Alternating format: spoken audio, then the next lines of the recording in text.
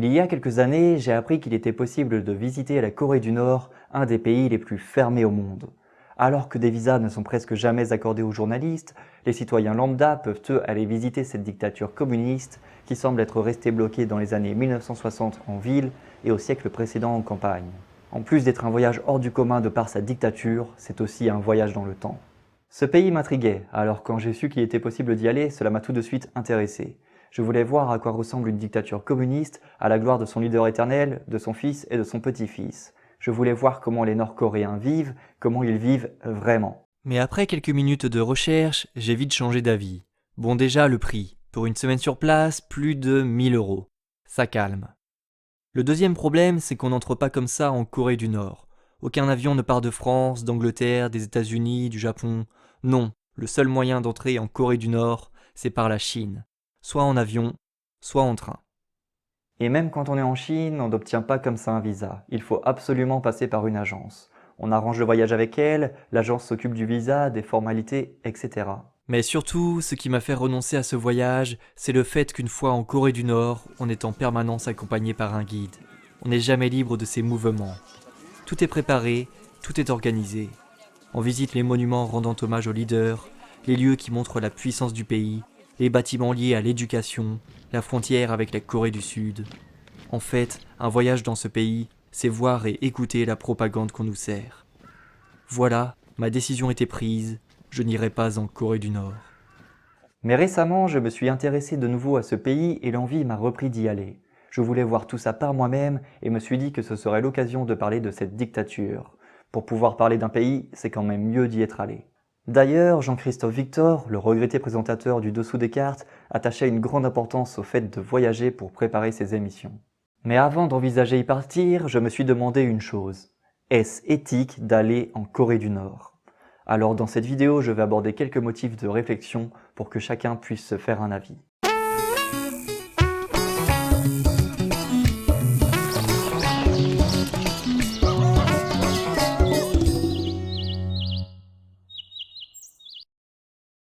Tout d'abord, j'ai fait quelques rapides recherches sur le pays.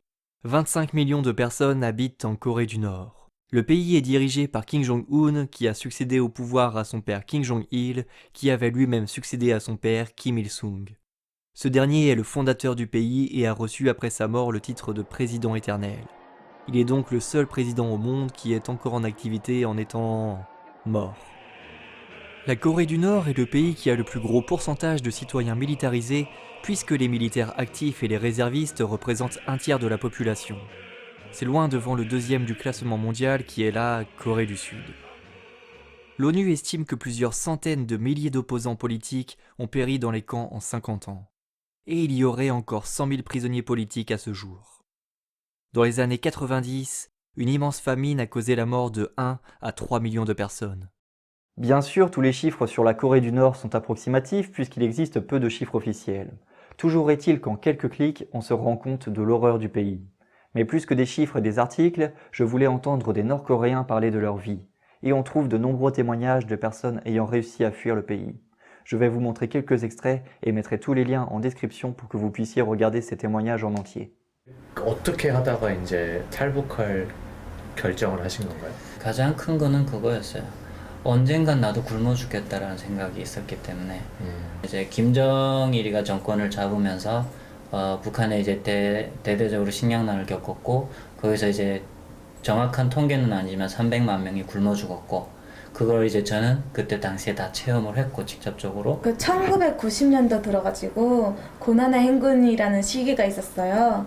진짜 힘들었었거든요. 그때 저희 마을에서도 3분의 2가 굶어서 죽었어요. 그때 너무 먹을 게 없어가지고 다 굶어서 죽은 거예요. 정부에서 줄 게 없으니까. 네, 정부에서 안 주니까. 직접 굶어 죽는 사람을 본 적도 저는 제 있어요? 옆에서 2살 어린 여자아이가 굶어 죽었어요.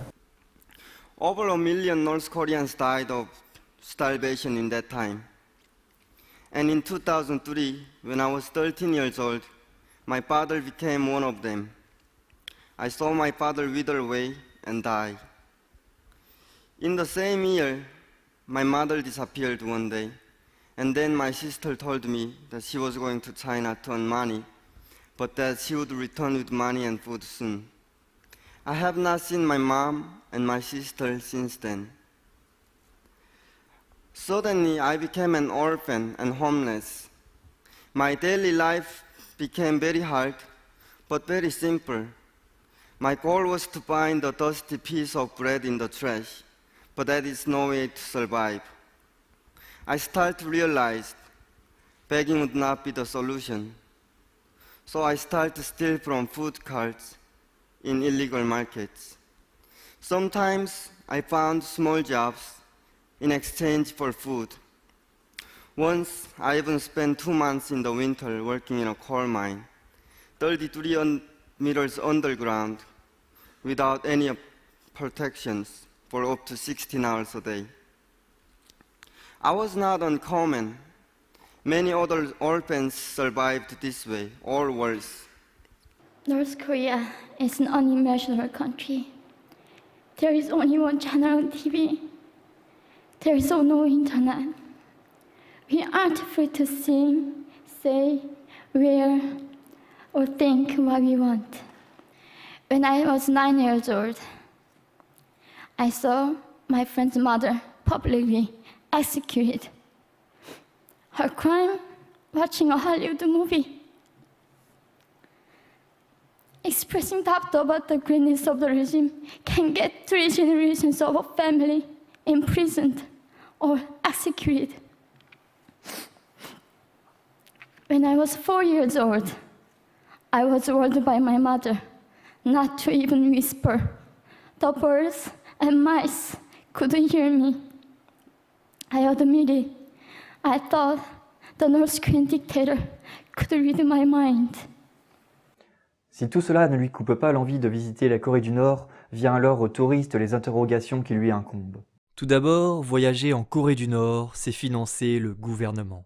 Plus de 1 000 € pour une semaine de voyage sans compter les billets d'avion, c'est beaucoup d'argent même si tout ne revient pas entièrement au gouvernement. Mais on peut nuancer ça avec le fait que seulement 5 000 touristes occidentaux voyagent en Corée du Nord chaque année. C'est très peu, surtout comparé aux 100 000 touristes chinois qui viennent visiter la dictature tous les ans. Donc l'apport financier que représentent les touristes occidentaux pour le régime est infime. Si d'un coup tous ces touristes arrêtaient d'aller en Corée du Nord, cela ne changerait quasiment rien pour le gouvernement. Mais oui, même si c'est une goutte d'eau, aller en Corée du Nord, c'est financer une dictature sanguinaire. Le deuxième point noir pour l'éthique, c'est le fait d'être en permanence avec un guide qui est là pour vous montrer la propagande, mais aussi pour vous surveiller. Tout au long du séjour, on suit un trajet bien défini et approuvé par le gouvernement. On montre aux touristes seulement ce qui met en valeur le pays. Et on lui interdit de filmer ou de prendre en photo tout ce qui pourrait nuire à l'image de la Corée du Nord.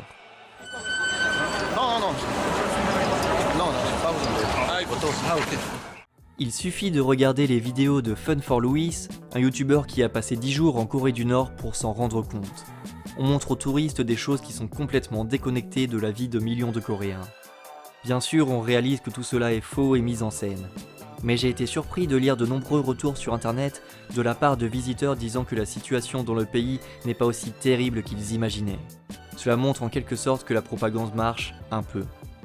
Il faut savoir que les habitants de Pyongyang sont l'élite de la nation. Même s'ils n'ont pas un niveau de vie très élevé, cela reste quand même très supérieur à la majorité de la population qui lutte pour survivre. Et jamais vous ne rencontrerez cette population. La propagande vers les Occidentaux est une chose, mais le régime se sert aussi de ces touristes comme propagande sur la population. Les étrangers sont obligés de se prosterner devant les statues des leaders.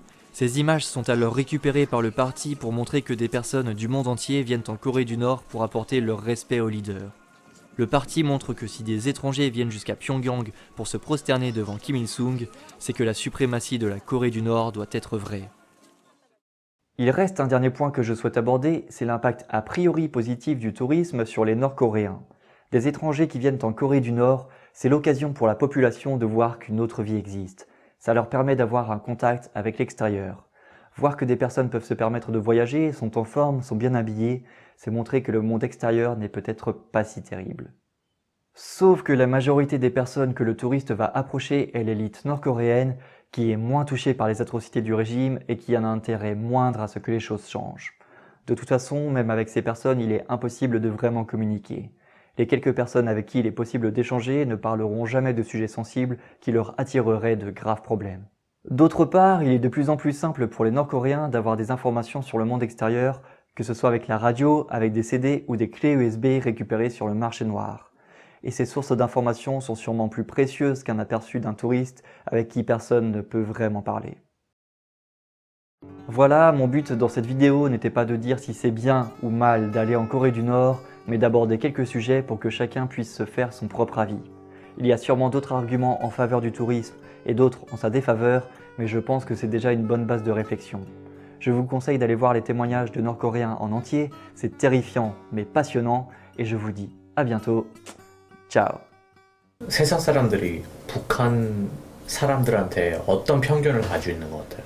그냥 마냥 유린당하고 봉쇄되고 사람들의 사고의식이 닫혀있고 그 세뇌교육으로 인해서 거기서가 멈춰져 있는 것 같아요. 그냥 제가 말하고 싶은 거는 사람 사는 곳은 어디나 다 똑같다.